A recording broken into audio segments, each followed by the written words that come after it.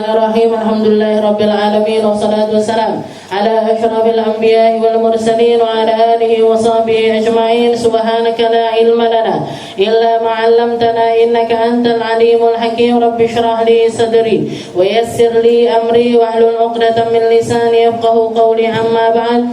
Alhamdulillah ala ni'matil Islam, alhamdulillah ala ni'matil iman wa kafa biha min ni'mah. Alhamdulillah, segala puji bagi Allah Subhanahu wa ta'ala yang memberi kita nikmat Islam, iman, memberi kita nikmat sehat sempat, memberi kita kesempatan untuk menggali lebih banyak tentang akhlak-akhlaknya Nabi, tentang perilakunya Nabi, tentang kebiasaannya Nabi, dan segala sesuatu yang berkaitan dengan Rasulullah sallallahu alaihi wasallam lewat salah satu kitab yang cukup terkenal, yaitu kitab Wasailul Wusul ila Syamailir Rasul, ta'lifu Syekh Al-Alim Al-Allamah Al-Muhaddits Yusuf bin Ismail An-Nabhani rahimahullahu ta'ala.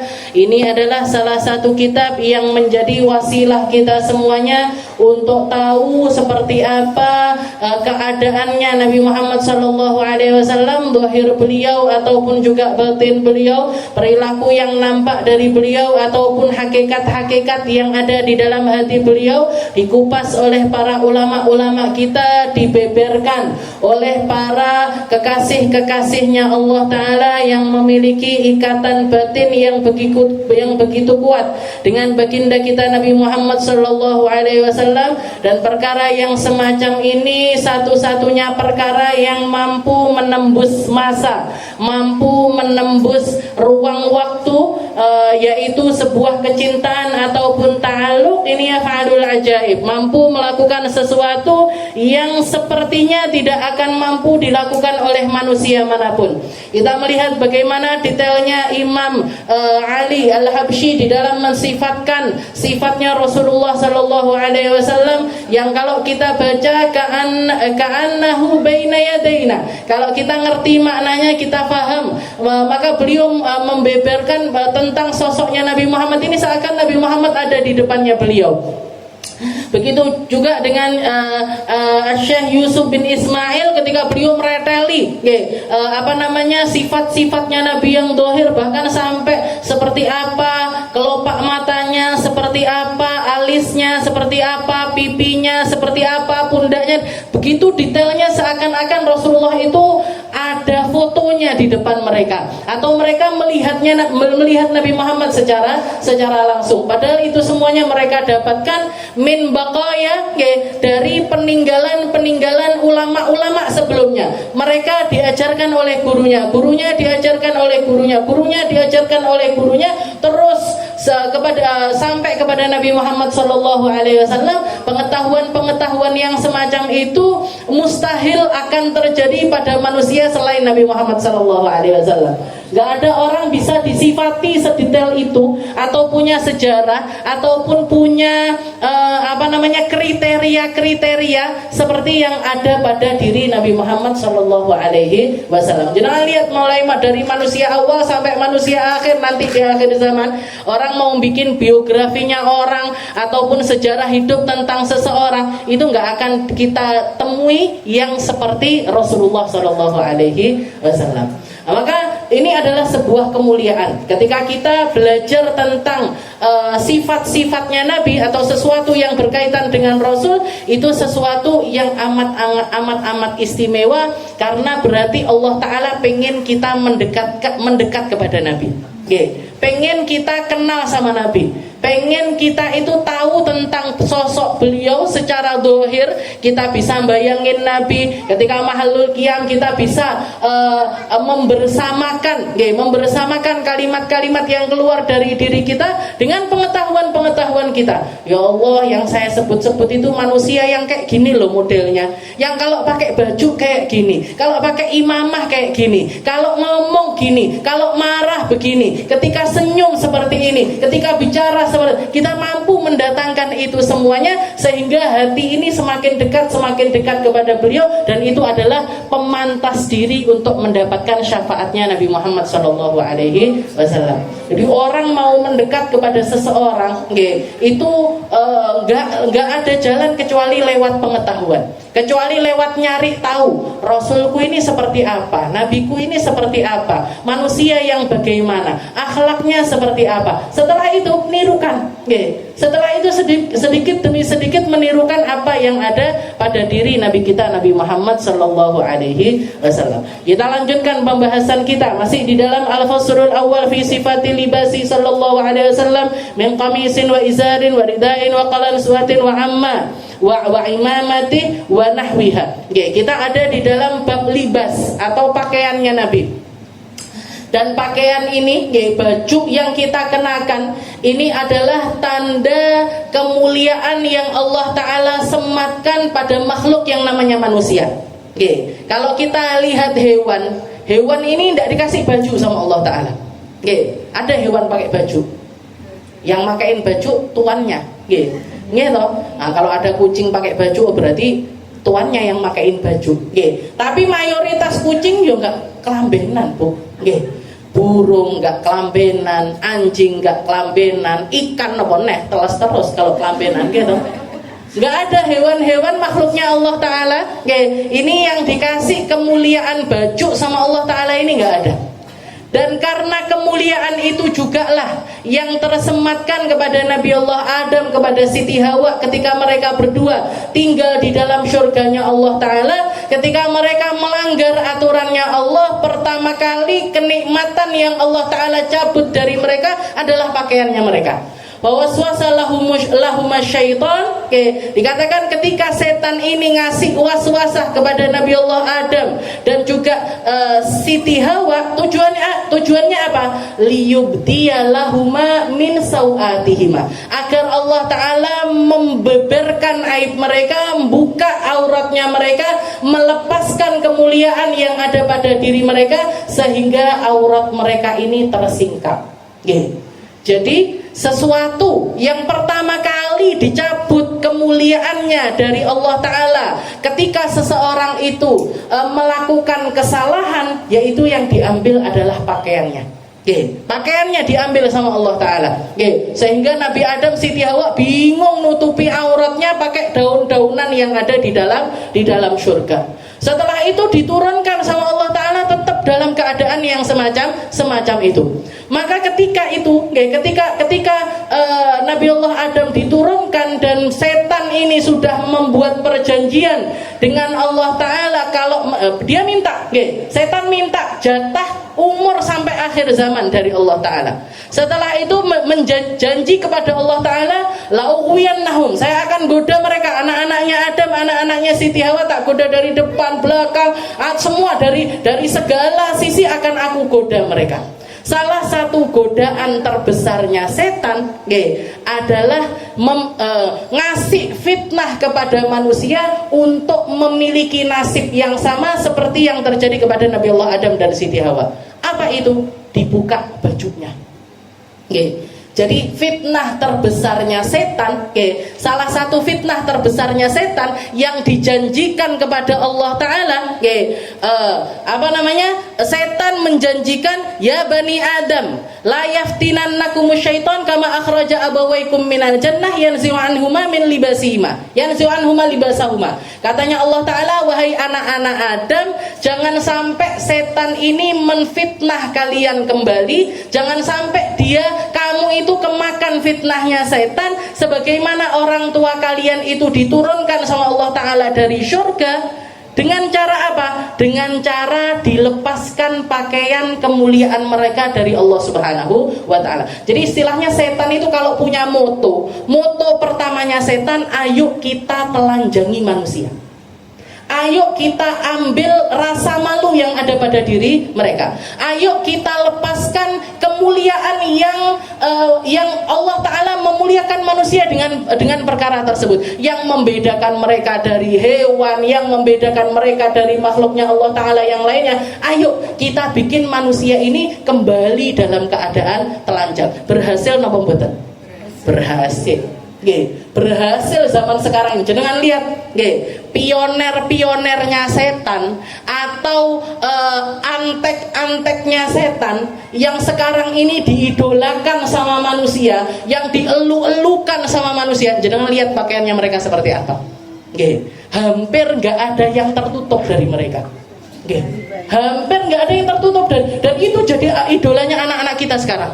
Itu jadi idolanya pemuda-pemudi kita sekarang. Jadi idolanya orang-orang sekarang. Manusia digiring opininya sama setan biar menganggap, oh, orang kelihatan rambutnya itu nggak apa-apa. Oh, orang itu kelihatan tangannya nggak apa-apa. Oh, kelihatan kakinya nggak apa-apa. Tambah naik. Nggih, lehernya ketok nggak apa-apa. Nggih. Ya, perutnya kelihatan lah sekarang nggak apa-apa. Pupune saiki. Nggih, terus naik, dipersempit terus sama setan sampai akhirnya mereka telanjang pun nggak malu. Nggih, terjadi sekarang ini. Nggih, pakai baju tapi kayak nggak pakai baju. Pakai baju, bahkan pakaian-pakaian yang terbuka auratnya semacam itu, harganya mahal, orang prestis makainya, orang bangga dengan pakaian tersebut, padahal itu pakaian yang kakek-kakek mereka dipermalukan sama Allah Ta'ala dengan cara tersebut. Sesuatu yang membuat Nabiullah Adam nangis selama puluhan tahun, yang membuat beliau bertobat selama puluhan tahun, minta ampun sama Allah Ta'ala puluhan tahun, karena dipermalukan sama Allah Ta'ala dengan cara yang semacam. Langsung dikasih sama Allah, kamu melanggar aturanku wahai Adam, ini pertama kali hukuman yang aku berikan kepada kalian. Dan itu menjadi sesuatu yang dianggap biasa-biasa saja sama anak cucunya Nabiullah Adam. Jadi semakin orang ini nggak punya rasa malu, nganggep pakaian ketat itu biasa, nganggep kelihatan rambut itu biasa, nganggep kelihatan pupune ketok, udele ketok, bahkan ke atas terus, wong wedok is seperti itulah. Jangan ngelihat sendiri, tahu sendiri fenomenanya. Nah, mereka itu siapa? Mereka itu antek-anteknya setan yang bawa prinsipnya setan. Ayo kita telanjangi anak-anaknya Nabiullah Adam, kita telanjangi cucu-cucunya dia, kita telanjangi anak cucunya mereka, karena itu adalah simbol keberhasilan kita di dalam menggoda mereka. Ini tandanya kalau setan itu berhasil godo menungso nih, ya ini. Perempuannya ditelanjangin, laki-lakinya ditelanjangin, nggak malu lagi ketika mereka itu dilepaskan pakaiannya sama Allah Subhanahu wa Ta'ala. Na'udzubillahi min dzalik.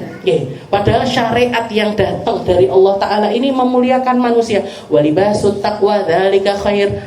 Wahai manusia, banyak sekali ayat-ayat tentang pakaian ini. Allah Ta'ala bahas tentang pakaian, nyeritakan mulai dari riwayatnya. Ini loh, kakekmu digini, ini loh sama gini loh. Dia saya telanjangi seperti ini untuk hukuman pertama yang terjadi kepada dirinya. Setelah itu janjinya setan, di mana setan ini fitnah terbesarnya adalah menelanjangi manusia. Setelah itu aturannya baju, ketika kalian ke masjid ngambil pakaian yang seperti apa dan dijelaskan sama Allah Ta'ala secara detail. Itu nunjukkan betapa pentingnya urusan pakaian.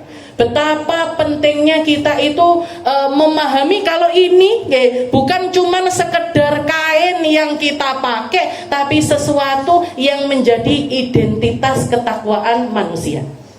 Walaupun kita nggak ngerti isi hatinya seseorang, kita nggak paham tentang isi hatinya, tapi pakaian itu nggak bisa dipungkiri menjadi identitas. Kalau mana orang iman, mana orang nggak iman, mana orang bertakwa, mana orang nggak bertakwa, mana orang yang ngambil aturannya Allah Ta'ala, mana orang-orang yang menelantarkan aturannya Allah Subhanahu wa Ta'ala. Dan Allah Ta'ala ngajarkan bahkan tentang niatnya, doanya, cara berpakaiannya. Dan Rasulullah sepanjang hidupnya mencontohkan tentang pakaian ini dengan begitu detailnya. Jadi urusan pakaian ini bukan sesuatu yang istilahnya bukan urusan kecil, tapi urusan besar. Urusan besar, kaitannya sama niat kita, kaitannya sama ketakwaan kita kepada Allah Subhanahu wa Ta'ala. Allah Ta'ala juga mengatakan di dalam ayat yang lain, khudu zinatakum inda kulli masjid wa kulu washrabu wa la tusrifu innallaha la yuhibbul musrifin. Katanya Allah Ta'ala, kalian kalau berangkat ke masjid, yang pakai baju yang bagus. Khudu zinat. Kalau kalian berdandan, dandanlah di tempat-tempat kebaikan. Kalau kalian dandan dan pakai pakaian yang bagus, pakailah pakaian bagus itu untuk membawa syiarnya Allah, untuk membawa sesuatu yang datang dari Allah Subhanahu wa Ta'ala. Ini berarti apa? Allah Ta'ala ngajarkan kepada kita, ojo diwolak-walik. Caramu pakai baju ini jangan dibolak-balik. Pakaian sholat kalian justru diumbai setahun pisan. Ngetel kuning-kuning neng kene, kene wes ireng-ireng, kalau dicium dari jarak 1 meter kita sudah kayak gini, di masjid-masjid, di musola-musola kita temui kan kayak gitu, baju sholat, baju yang kita pakai untuk ngadep Allah Ta'ala justru malah disepelekan. Tapi kalau datang neng kondangan, datang di mantenan, perhiasannya mulai dari ujung sini neng kene dikei intil-intil, sini kasih intil-intil, sini intil-intil, ngisi gile barang kepiok-kepiok. Ini kan kualik. Allah Ta'ala bilang khudu zinatakum inda kulli masjid. Kalau kamu ke masjid, pakai perhiasanmu. Pakai perhiasanmu untuk berangkat ke masjid. Bukan berarti maknanya secara dohir laki perempuan berarti seperti itu, enggak. Ini lebih kepada laki-laki. Pakai baju, dicontohkan sama, pakai baju yang putih, bersih, wangi, pakai pakai celak, pakai, jadi disuruh mandi, bersih-bersih. Setelah itu kalau pakai ridak, pakai cincin, pakai ridak, itu perhiasannya laki-laki itu ketika ke masjid seperti itu harusnya. Kalau perempuan tetap di dalam koridornya sebagai seorang perempuan. Bukan, katanya Allah Ta'ala khudu zinat. Berarti budal nang masjid gondele digawe kabeh, kalunge digawe kabeh, gelange digawe kabeh. Ndak karu-karuan ini perempuan kalau kayak gitu. Khudu zi. Tapi maksudnya apa? Kalian ini jangan kebalik. Kalau ketika dilihat manusia, kalian memperhatikan penampilan kalian, tapi di hadapan Allah Ta'ala justru nggak perhatian. Kalaupun misalkan prestisnya kita tentang pakaian itu diharga, jangan sampai mukenanya kita jauh lebih murah ketimbang baju luarannya kita. Kalau beli mukena cari yang tipis sing dingenek titik suwek. Lek digawe ning gone ngisor kipas angin miber-miber. Regane piro? 20.000, 50.000. Bareng pakai baju buat ke pestanya 2 juta, murah ini, 1.500.000, murah ini, jilbabnya, bajunya dan lain sebagainya dianggapnya murah. Tapi buat ke masjid, emannya naudzubillah. Eman mau beli mukena, eman beli sajadah, eman pakai wangi-wangian di musola, eman. Padahal kalau keluar rumah harus nyemprotnya brek dari atas sampai bawah. Bareng ke masjidnya mambu, ndak tahu ditutoni, ndak tahu diresi. Ini kan kebalik-balik. Khudu zinatakum inda kulli wa kulu washrabu, katanya Allah Ta'ala, dan silahkan makan, silahkan minum. Patokannya pakaian ini tetap wala tusrifu, sama kayak makanan, sama kayak minuman, jangan berlebihan. Innallaha la yuhibbul musrifin. Allah Ta'ala nggak senang sama orang-orang yang berlebih-lebihan di dalam apa yang nampak pada dirinya. Makanya di sini beliau mengatakan wa fil mawahbi innal jamal fis surah wal libas wal hay'at thalathatu. Makanya para ulama kita itu bahas tentang ini bab pakaian ini panjang sekali. Bab pakaian ini beliau bahasnya tentang komisnya Nabi sendiri, tentang ridahnya Nabi sendiri, tentang imamahnya sendiri dan lain sebagainya. Karena saking pentingnya tentang perkara ini, dan di awal beliau mengajarkan kita caranya noto hati di dalam pakaian kita. Katanya beliau innal jamal fis surah wal libas wal hay'at thalathatu anwa. Ketahuilah bahwasanya indahnya penampilan kalian, indahnya pakaian kalian itu terbagi menjadi 3 kelompok. Minhum ma yuhmad wa minhum ma yudham wa minhum ma la yata'allaq bihi madhun wa ladham. Yang pertama, golongan pertama, kalian pakai pakaian atau mempercantik penampilan kalian, dan itu sesuatu yang dimuliakan sama Allah Ta'ala, disetujui sama Allah Ta'ala, itu menjadi sesuatu yang terpuji. Apa itu? Fal mahmud minhum ma kana lillah. Yaitu yang terpuji adalah ketika kalian ngambil pakaian atau memperhatikan penampilan niatnya untuk Allah. Niatnya untuk Allah. Orang pakai baju bagus itu bukan dilarang. Orang pakai pakaian mahal itu bukan dilarang. Orang berpenampilan indah itu nggak ada larangan di dalamnya. Bahkan sering saya sampaikan Nabi Muhammad ketika ditanya, ketika Rasulullah mengatakan la yadkhulul jannah man kana fi qalbi mithqala dzarrah minal kibir. Gak akan masuk surga orang yang di dalam hatinya ada bahkan secuil biji zarrah dari kesombongan. Setelah itu ada sahabat nanya, ya Rasul, rajulun yuhibbu thiyabal jamil wan ni'al jamil. Ya Rasul, terus gimana nasibnya orang-orang yang sukanya pakai baju bagus, pakai sendal bagus, pakai nata rumah, pakai kendaraan bagus. Orang yang suka kayak gitu itu apa dia termasuk di dalam orang-orang yang sombong? Katanya Nabi Muhammad, innallaha jamil yuhibbul jamal. Allah Ta'ala itu indah, suka sama keindahan. Maksudnya Nabi Muhammad apa? Yang namanya sombong itu nggak ada kaitannya sama penampilan. Yang namanya sombong itu nggak ada kaitannya dengan pakaian yang dia pakai, kendaraan yang dia kenakan, seperti apa rumahnya, apa yang ditempelin di rumahnya, seberapa mahal dia menampakkan apa yang bisa dia tampakkan dari dirinya. Nggak ada kaitannya sama itu semuanya. Kalau itu urusannya selera. Kalau itu urusannya senengnya manusia. Ada orang suka pakai baju bagus, ada orang suka hobinya di kendaraan yang bagus. Ada orang sukanya ngelihat pantai, ada orang sukanya ngelihat gunung. Ada orang suka macam-macam. Orang punya hobi ini macam-macam.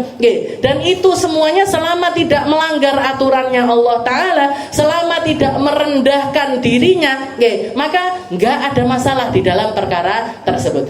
Innamal kibir, tapi yang namanya sombong itu batrul haq wa ghamtun nas. Yang namanya sombong itu adalah rasa di dalam hati ketika dia dikasih tahu kebenaran tapi nolak kebenaran tersebut. Ketika dia nggak dikasih pemahaman yang lurus tapi dia tidak menerima dengan pemahaman lurus tersebut. Dikasih tahu dijelentrah nih sing bener, sing api, sing genah, aturannya Allah Ta'ala yang benar-benar ini dikasih tahukan kepada dirinya, tapi dirinya lebih memilih untuk menolak perkara tersebut. Wa ghamtun nas. Yang satu lagi, rasa yang seperti apa yang termasuk kibir? Merendahkan manusia yang lainnya. Merendahkan orang lain, itu yang namanya kesombongan. Kalau urusan pakaian, tampilan dan lain sebagainya, itu nggak ada kaitannya dengan kesombongan. Bahkan Allah Ta'ala mengatakan, qul man harrama zinatallahi allati akhraja li ibadihi wat thayyibatu minar rizq qul hiya lil ladzina amanu fil hayatid dunya khalisatan yaumal qiyamah. Katanya Allah Ta'ala, katakan wahai Muhammad, man harrama zinatallahi allati akhraja li ibadi. Siapa orang yang berani mengharamkan sesuatu perhiasan indah yang Allah Ta'ala keluarkan untuk hambanya. Allah Ta'ala ini mengeluarkan emas buat apa? Ya buat dipakai sama manusia, dinikmati sama manusia sebagai perhiasan mereka. Allah Ta'ala mengeluarkan batu-batuan indah ini buat apa? Ya buat dinikmati sama manusia. Allah Ta'ala mengeluarkan keindahan-keindahan ini gak istilahnya gini. Kalau semua orang, aku moh karo donya, aku moh karo emas, aku moh karo berlian, aku moh karo batu-batuan indah. Saya nggak mau rumah saya mau jadi orang yang tawadu sekali. Iso tuku marmer tapi gak aku tuku marmer. Akhirnya nggak payu marmer. Akhirnya nggak laku emas, akhirnya nggak kepake itu semuanya. Katanya, qul man harrama zinatallahi allati akhraja li ibadi. Katakan wahai Muhammad, siapa yang berani mengharamkan keindahan-keindahan, perhiasan-perhiasan yang Allah Ta'ala keluarkan untuk hambanya. Silahkan kalian pakai emas, silahkan. Yang penting kalian memang halal untuk pakai emas. Laki-laki haram pakai emas, jangan pakai emas. Perempuan dihalalkan pakai emas, silahkan pakai emas. Allah Ta'ala mengeluarkan batu-batuan indah. Kalian mau dipakai cincin, dipakai anting, dipakai kalung, silahkan. Ini sesuatu yang dihalalkan sama Allah Ta'ala. Wat tayyibatu minar rizq. Ketika kalian mendapatkan rezeki yang baik, silahkan dinikmati, silahkan dipakai, silahkan ditampakkan. Silahkan ditampakkan. Karena itu termasuk salah satu cara kita mensyukuri nikmatnya Allah Subhanahu wa ta'ala. Innallaha yuhibbu ayyura atharani amihi fi ibadi. Katanya Nabi Muhammad, Allah Ta'ala itu senang ketika seorang hamba itu dikasih kenikmatan sama Allah Ta'ala. Setelah itu nikmatnya itu ditampak-tampakkan. Ya Allah, saya dapat rezeki nih, iso tuku emas. Nah ya Allah, tak pakai emasnya. Dipakai buat apa? Dipakai buat sholat. Tak pakai buat sholat, tak pakai buat ibadah, tak pakai untuk menyenangkan orang tua saya, tak pakai untuk menyenangkan mertua saya, tak pakai untuk menyenangkan guru saya, tak pakai untuk menyenangkan orang-orang yang memiliki kemuliaan yang nyambung kepadamu ya Allah. Jadi nggak apa-apa kita memperlihatkan nikmat itu jadi beda jalur antara kesombongan, antara orang yang pakai pakaian karena kesombongan dengan orang yang pakai pakaian karena ingin memperlihatkan nikmatnya Allah Ta'ala pada dirinya. Jadi wattaibatu minar rizq. Qul hiya lil ladzina amanu fil hayatid dunya khalisatan yaumal qiyamah. Katanya Allah Ta'ala, ketika mereka menikmatinya dengan cara yang benar, ketika hamba-hambaku ini menikmati rezeki-rezeki yang aku keluarkan untuk mereka, itu adalah sesuatu yang aku perbolehkan selama mereka hidup di dunia, khalisatan yaumal qiyamah. Dan sambil tetap mengkondisikan hati ini ikhlas untuk beribadah kepada Allah Ta'ala. Maka dikatakan fal mahmud minhu makanadillah. Pakaian, kita memantas-mantaskan pakaian kita kalau niatnya untuk Allah Ta'ala, itu adalah sesuatu yang terpuji. Pakai baju sholat yang terbagus, ketika punya rumah yang diindah-indahkan musolanya, tempat sholatnya. Kalau kita bisa bikin wangi-wangian tempat yang paling kita perhatikan wanginya adalah musolanya kita. Kalau kita bisa beli karpet termahal, yang kita pasangi karpet termahal musolanya kita. Niatnya apa? Lillah. Niatnya untuk Allah Subhanahu wa ta'ala. Wa ana ala ta'atillah, atau dipakai untuk membantu diri di dalam ketaatan kepada Allah Subhanahu wa ta'ala. Saya pakai pakaian ini yang lebih menutup aurat tapi harganya lebih mahal, enggak apa-apa. Saya lebih memilih pakaian yang lebih mahal tapi aurat saya tertutup sempurna ketimbang saya istilahnya menghemat beberapa rupiah tapi aurat saya enggak bisa tertutup dengan sempurna. Karena biasanya pakaian yang bagus ya mahal. Pakaian yang tebel biasanya mahal. Yang tebel nggak panas biasanya ya mahal. Jadi kan bisa bedakan. Iki rego 100.000 karo rego 1 juta beda napa mboten? Silahkan dicek sendiri di depan. Baju 100.000 kayak apa, baju 1 juta seperti apa. Langsung terasa bedanya. Kalau kita punya rezeki, kalau kita punya duit, kalau itu nggak akan ganggu keuangan kita, nggak akan ganggu ekonomi kita, silahkan beli yang bagus. Niatkan untuk mensyukuri nikmat yang Allah Ta'ala berikan kepada kita. Dikasih penghasilan berarti itu nikmat. Kita dikasih duit sama Allah Ta'ala, dipegangi uang berlebih sama Allah Ta'ala, itu berarti sebuah kenikmatan. Tampakkan, sing penting niate lillahi ta'ala. Itu tinggi pamer-pameran. Bukan untuk aku gak tuku brand ini, enggak. Kenapa kok harus brand itu? Kenapa kok harus merek yang itu? Karena orang kalau melihat merek ini orang langsung kelambi larang ya. Jadi jalan itu ketowus katanya para ulama, langsung merasa kayak burung merak. Aku paling ayu, aku kelambiku paling larang. Kalau jadi kayak gitu ditahdzib nafsu. Jadi harus dididik lagi jiwanya ketika memiliki rasa yang semacam itu. Wa tanfidhi awamirih, ataupun juga lebih memperhatikan tentang perkara-perkara yang menjadi perintah-perintahnya Allah Ta'ala. Urusan nutup aurat ini antara laki-laki sama perempuan ini kan berbeda. Kalau laki-laki auratnya cuman antara pusar sampai lutut. Walaupun sunnahnya mereka tetap harus nutupi aurat mereka bagian atas ketika di hadapannya itu ada perempuan-perempuan yang bukan mahram. Tapi urusan antara perut sampai lutut ini sesuatu yang mutlak harus ditutupi dari mereka. Perempuan lebih kompleks lagi. Auratnya mulai dari ujung kepala sampai ujung kaki, walaupun masih ada khilaf di antara para ulama antara buka muka sama tangan. Buka muka sama tangan ini sebagian ulama memperbolehkan hal tersebut dilakukan oleh para perempuan. Nah, kita ketika nutup aurat kita, yang paling diperhatikan yaitu, kalau misalkan sebagian orang nggak bisa pakai, saya ini nggak rapi. Kalau pakai jilbab pasmina miring sana miring sini, atau pakai jilbab segi 4 miring sana miring sini. Saya senangnya yang simple, blusukan. Ya sudah, niatnya beli yang masukan ini niatnya ben gampang nutup auratku, biar gampang saya nutup auratnya. Nah, jadi ketika beli sesuatu itu kita ambil sebagai kebutuhan kita untuk menaati perintah-perintah Allah Ta'ala. Di situ mahmudun alaih. Ketika kita melakukan beli pakaian dengan niatan yang semacam itu sesuatu yang terpuji. Kalau sudah terpuji, sudah pasti dapat pahala dari Allah Ta'ala. Wal istijabah lahu, ataupun menerima apa yang menjadi perintahnya Allah Ta'ala. Kama kana sallallahu alaihi wasallam yatajammal lil wufud. Sebagaimana Nabi Muhammad ini kalau urusan peperangan selalu pakai yang nomor 1. Dikatakan pernah di zamannya Sayyidina Ali bin Abi Thalib, di zaman Sayyidina Ali ini fitnah terbesar antara sahabat itu kan terjadi di zamannya Imam Ali. Umat muslim terbagi jadi 2 kubu. Satu kubunya Imam Ali, satu kubunya Khawarij. Al-Haruriyah.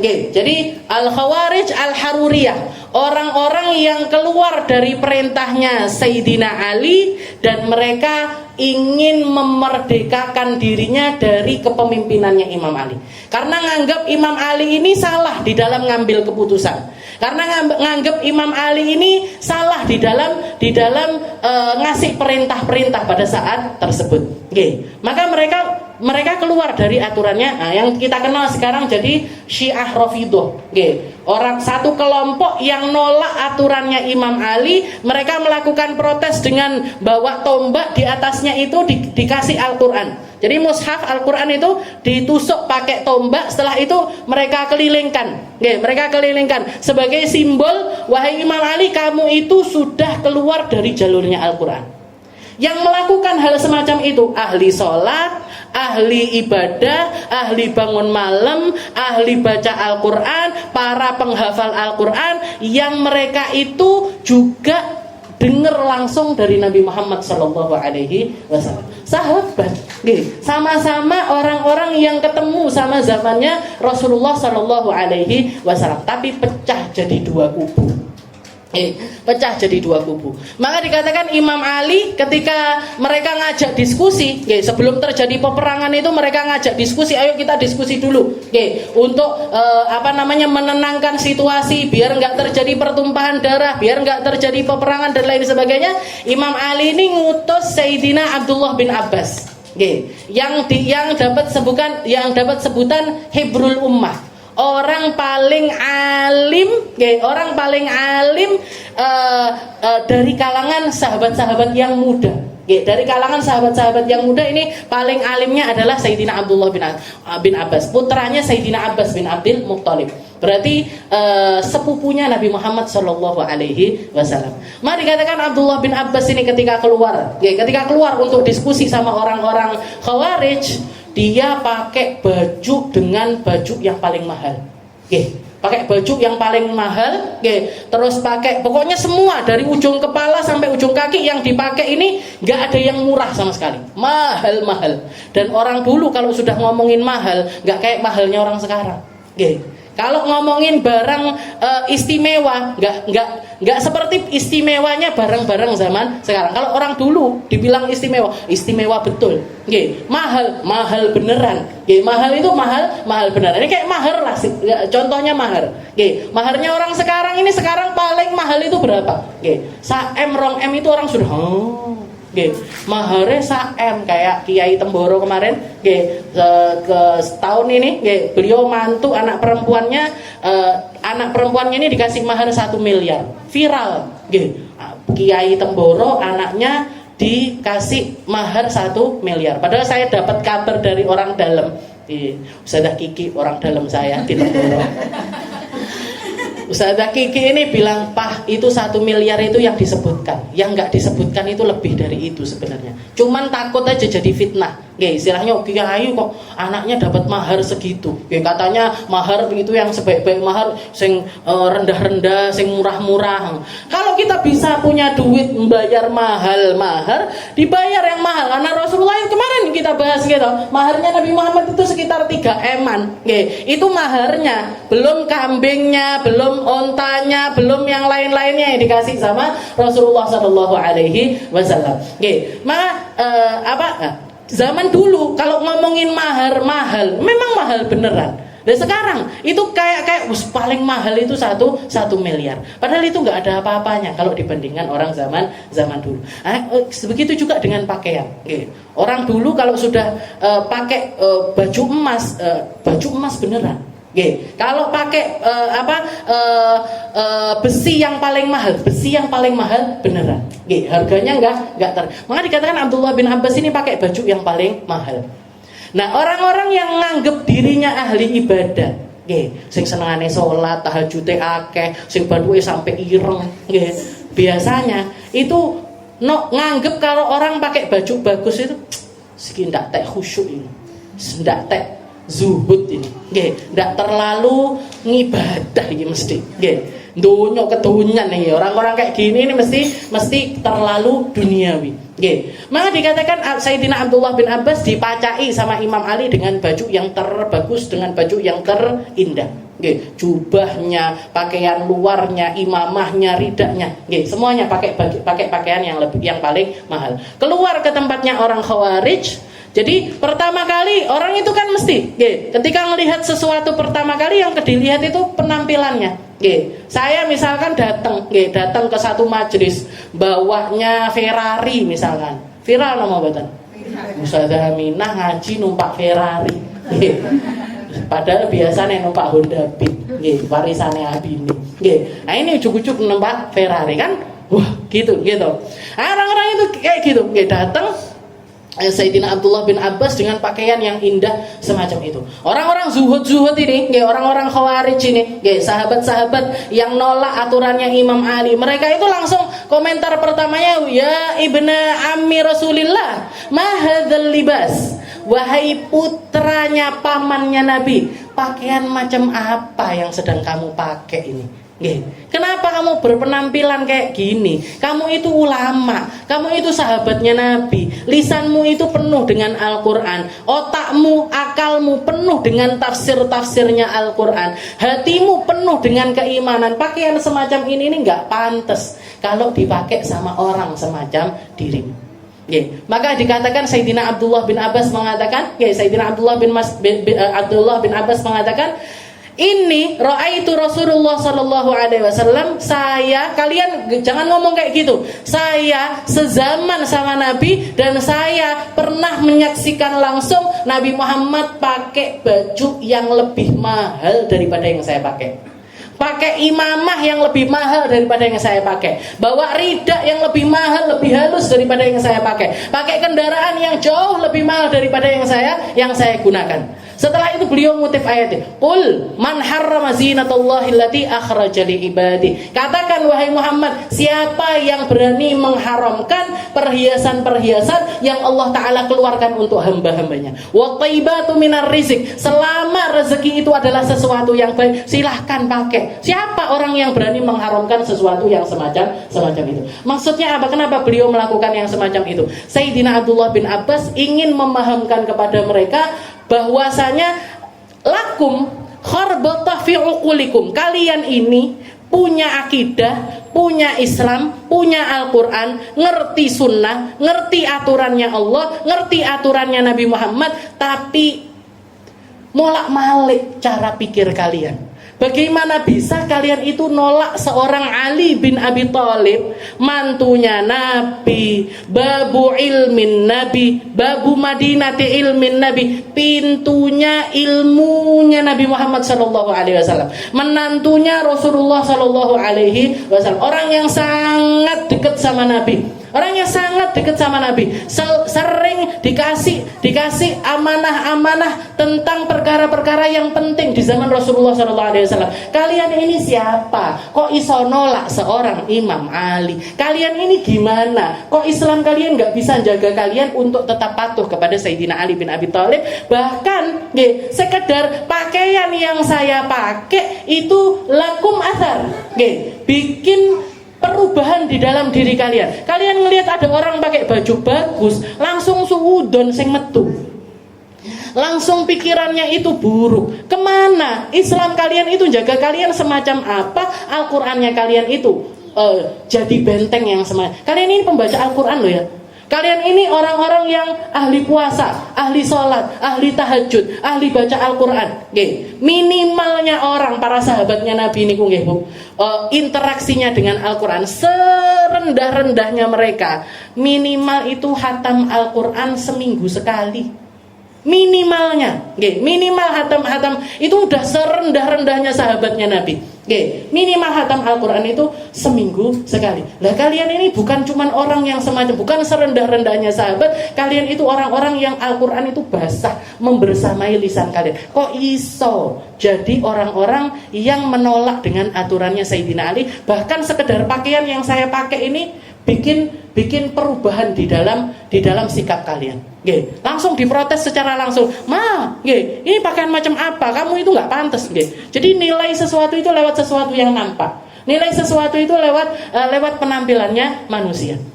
Padahal Rasulullah SAW nggak pernah memperlakukan orang dengan cara yang semacam itu. Orang kaya dianggap sama dengan orang nggak punya sama Nabi. Nggak ada. Pakaian itu bukan identitas ketakwaan seorang manusia, tapi jadi identitas cara orang untuk bertakwa. Bukan identitas sing paling nutup aurat, sing cadaran, berarti orang paling bertakwa. Bukan. Tapi cara itu adalah cara kita untuk menunjukkan ketakwaan kita kepada Allah Ta'ala. Bukan tempat kita ngejudge orang, bukan tempat kita nyalah-nyalahin ngomong kuwi sesat, kabeh sesat. Sing mlebu surga sapa lek kabeh sesat? Kalau semua orang sesat yang masuk surga ini siapa? Makanya benar sekali, ketika Rasulullah SAW mengatakan, ada sekelompok orang yang mereka itu baca Al-Quran, Rodban kama nazal, bahkan baca Al-Qurannya itu fasih sekali, seperti Al-Quran ketika diturunkan pertama kali sama Allah Ta'ala. Tapi bacaan Al-Qurannya mereka cuma sampai tenggorokan. Gak ngasih asar apapun pada diri mereka. Sering nyalahkan orang, sering protes kepada orang lain dan lain sebagainya.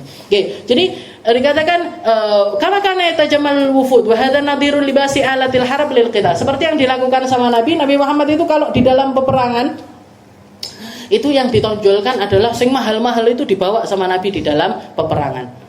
Makanya dikatakan sekarang yang paling berperan di dalam hal perang ini siapa? Ulama.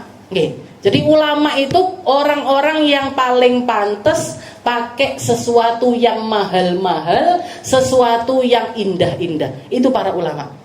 Kenapa? Karena mereka sedang memerangi sesuatu yang para sahabat dulu memeranginya dengan alat-alatul harb.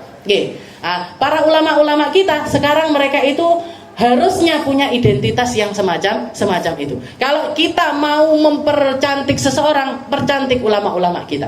Kalau kita pengen mereka rumahnya mempercantik rumah seseorang, percantik rumahnya ulama-ulama kita. Kalau kita pengen ngasih penghormatan kepada ulama-ulama kita, kasih mereka kendaraan-kendaraan yang mahal-mahal. Kenapa? Karena mereka orang-orang yang sedang berperang di jalan Allah Ta'ala. Mereka garda terdepan di dalam memangkas kebodohan kebodohan yang sekarang ini merata di mana-mana. Nggih. Jadi jangan suudon malahan kalau ngelihat ulama gawe mobil api, nggih. Terus harusnya bersyukur, nggih. Ada ulama pakai mobil Alphard mobil, nggih. Terus pakai mobil ini itu. Jangan malah kiyaine hubud dunia, nggih. Kiyaine kedunyan, kiyaine senengane amplope umatnya dan lain sebagainya. Justru malah disalah-salahkan. Kita kalau nggak punya mereka, siapa yang akan jadi panglima perangnya Islam ini siapa? Nggih. Kalau bukan mereka yang kita ajukan untuk memerangi kebodohan umat, siapa? Kita berdiri di barisan paling depan, dolongap, nggih, dikongkon ngaji ora fasih, nggih, disuruh buka kitab, dolongap.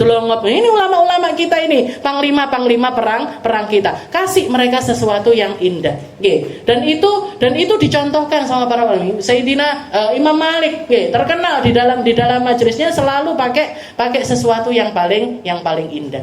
Karena apa? Niatnya takrimatan li syariah, nggih. Karena mereka saking hormatnya sama syariatnya Allah Subhanahu wa taala.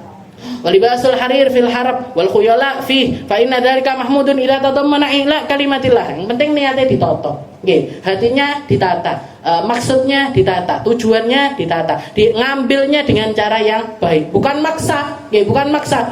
Istilahnya, ayo ibu-ibu, saya mau pakai mobil yang termahal. Ibu urunan ya, 1 juta. Saya mau pakai mobil paling bukan dengan cara yang semacam itu. Dengan cara yang baik, dengan perjuangan yang tulus. Nggih. Nabi Muhammad SAW, "Lau anna ahlal ilm sonahum." Katanya Nabi Muhammad, kalau para ulama itu mereka menjaga dirinya, Allah yang akan jaga mereka.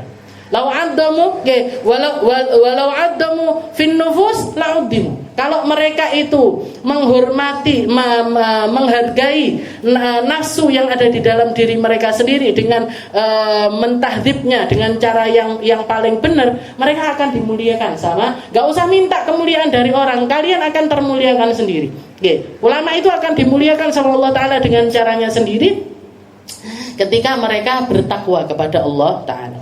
Fa'inna dzalika idza tatabana ilaga. Jadi niatnya kalau mau pakai baju bagus, ikhla kalimatillah. Kalau misalkan kayak kita majlisan pas milad, ayo Bu, kembaran ijo-ijo semuanya atau merah-merah semuanya. Biar apa? Biar bubaran ketok abang kabeh. Kan bagus gitu. Orang iki sapa iki? Grup abang-abang iki sapa? Oh, ini grup majelis apa? Bukan perorangan, bukan niatnya itu untuk perorangan, tapi untuk membawa sesuatu yang di situ ada perhatiannya Nabi Muhammad sallallahu alaihi wa nasrudini wa ghaidu adui. Dan yang bikin musuh-musuhnya Allah Ta'ala marah, yang bikin agama ini semakin syiarnya itu semakin keluar. Maka itu semuanya masuk di dalam kategori al-mahmud minhu, yang direstui, yang terpuji di dalam pakaian tersebut. Wal madhmum minhu, kalau yang enggak terpuji, yang maka nalid dunia, kalau niatnya untuk dunia.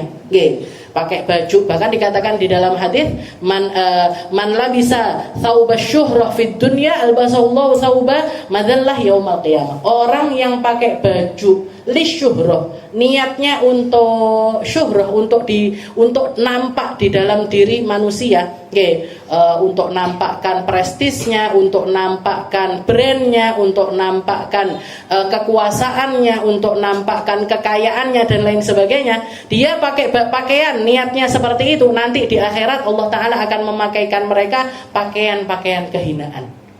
Orang yang pakai baju paling hina adalah orang yang selama di dunia pakai baju niatnya semacam itu. Wa an yakuna huwa ghayatul 'abdi wa aqsa matlabih, dan menganggap pakaian ini segala-galanya. Istilahnya gini.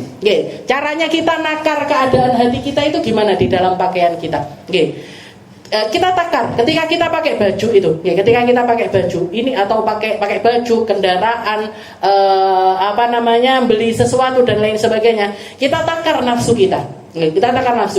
Kalau sampai baju ini membuat hati kita ini nggak karu-karuan, istilahnya saya pakai baju dengan brand ini, langsung merasa wah aku sing paling iki. Berarti apa? Di situ yang terbaik bagi kita untuk nuhadzib anfusana, untuk istilahnya diresiin hati nih. Diresiin lagi hatinya dengan cara apa? Dengan cara kita tinggalkan dulu. Jangan pakai baju branded. Kalau kita merasa dengan brand ini kita menjadi sesuatu yang lebih. Atau ketika kita nggak pakai brand ini atau kita nggak pakai merek ini, kita merasa malu sekali. Atau merasa kalau diri ini rendah sekali. Aku kok nggak pede ya. Make up pun termasuk sebenarnya. Make up, jangan pakai make up. Keluar rumah nggak make upan nih kok koyok piye gitu. Kalau sudah make upan kalau lambe ini mencucu ITP diketok-ketok nih. Pas make upan pede. Tapi nggak make upan langsung malu seperti itu. Kayak merasa rendah, kayak nggak pede. Berarti apa? Nah, di situ kita masih perlu mengelola keadaan hati kita di dalam perkara penampilan kita. Tapi kalau sama aja, make upan, nggak make upan, pakai baju bagus, pakai baju biasa, pakai baju merek, pakai baju nggak merek, kita di dalam hati kita ini nggak terasa apapun, maka silahkan pakai baju model apapun. Yang penting nggak bikinian. Yang penting auratnya tertutup. Jadi kalau yang nampak dari kita ini bikin hati kita ini berubah kesana kemari, jadi naik mobil merek ini sama naik mobil merek ini rasane beda. Naik motor ini sama naik motor model ini sama naik motor model ini rasanya di dalam hati berbeda. Nah, berarti hati kita masih perlu untuk dibenak neneh.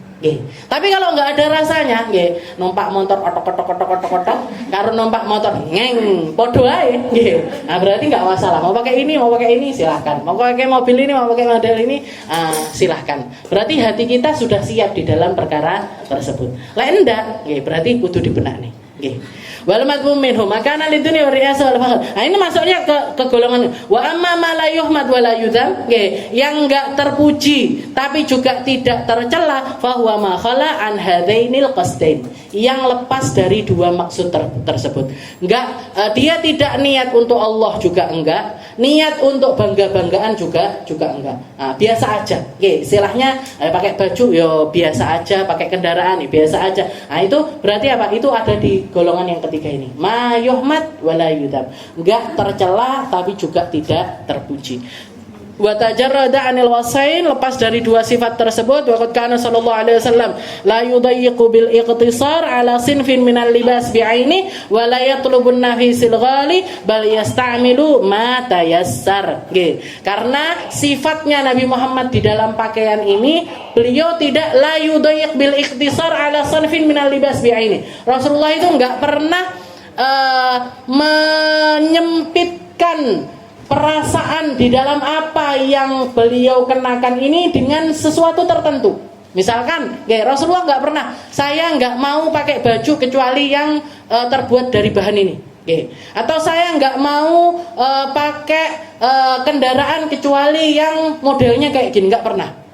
Gak pernah Rasulullah melakukan yang sama. Walayatlubun nafis, Rasulullah tidak menuntut sesuatu yang berharga, yang mahal-mahal, ataupun juga yang termurah-murah. Nggak ada kaitannya sama itu semuanya. Tapi bal yasta'mil ma tayassar, beliau menggunakan apa yang gampang beliau pakai. Nah, ini nunjukkan tentang puncak dari ridhonya beliau dengan apa yang beliau punya. Puncaknya rasa di mana apa. Jadi mau pakai baju, yo sing enek digawe. Makanan yang ada dimakan, minuman yang ada diminum, tempat tidur yang ada beliau ngeletak di situ. Kendaraan yang tersedia beliau pakai. Nah, orang kalau hidup dengan cara yang semacam ini nggak ruwet blas. Ekonomi seminim apapun bakalan cukup buat dirinya. Gaji serendah apapun cukup untuk hidup. Kalau untuk nuruti biaya hidup berapapun gak akan cukup. Tapi kalau untuk hidup kabeh wong dijamin urip karo Gusti Allah. Kalau belum waktunya ajal datang nggak bakalan dimatikan sama Allah Taala. Nggih. Dan para ulama mengatakan as-sa'adah, nggih, yang namanya kegembiraan atau yang namanya kesenangan, nggih, yang namanya kesenangan yang sebenarnya itu adalah ketika seseorang tak kena bima fi aidi. Nggih, ketika seseorang itu dikasih rasa sama Allah Taala nerimo dengan apa yang ada pada dirinya. Nggih. Ketika seseorang itu ridho, ketika seseorang itu dikasih sama Allah Ta'ala qanaah, paham dengan situasi dan menerima dengan situasi tersebut, maka dikatakan orang ini akan tetap bersyukur meskipun dia ada di puncak kemiskinan. Meskipun dari orang paling miskin, dia dapat kegembiraan di dalam hidupnya. Tapi ketika seseorang itu sebalik itu, istilahnya ketika dia itu nggak ridho dengan apa yang ada pada dirinya, nggak dikasih sama Allah Taala sifat qanaah, gaji sebesar apapun nggak akan terasa cukup untuk dirinya. Rumah seluas apapun nggak akan dia nggak akan merasakan luasnya rumah, nggak akan merasakan syukurnya dapat baju yang bisa beli baju, nggak dapat syukurnya makanan yang terhidang di dalam karena itu tadi, karena nggak punya qanaah. Sedangkan Nabi Muhammad SAW yasta'milu ma tayassar. Jadi Rasulullah itu hidupnya simpel. Sing enek digawe, sing gak enek gak digoleki. Yang ada beliau pakai, yang gak ada beliau gak nyari hal tersebut. Nah, ini sifat pakaiannya Rasulullah SAW. Maka ruya Abu Nuaim fil Hilyah an Ibni Umar marfu'an inna man karamatil mu'min ala Allah azza wa jalla naqa'u thawbihi wa ridahu bil yasir wallahu a'lam bissawab. Insyaallah kita lanjutkan di pertemuan yang selanjutnya.